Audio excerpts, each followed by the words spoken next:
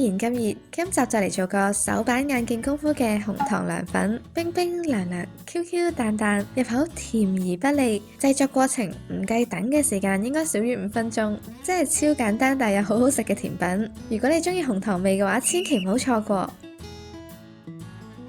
喺煲裏面倒入450ml嘅水，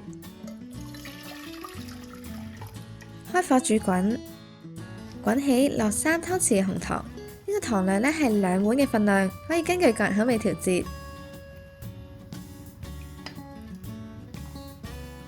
Make sure 紅糖溶晒之後，加入18g 嘅白涼粉。如果有結塊嘅白涼粉呢，記得先壓碎會好啲。邊撈邊加入白涼粉喺個煲裏面，再煮1分鐘。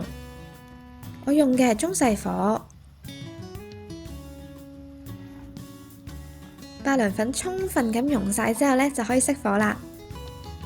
準備2個飯碗，將紅糖涼粉液倒入碗裏面，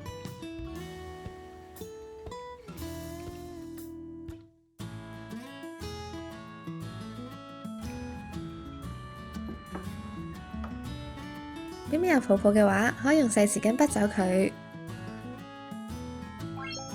室溫放30分鐘。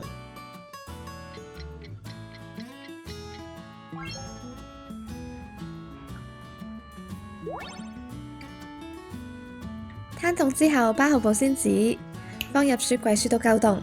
通常會雪3-4個鐘。食之前切粒，或者用薄啲嘅匙羹去滗。白涼粉好爽彈嘅，會成塊線嚟線去。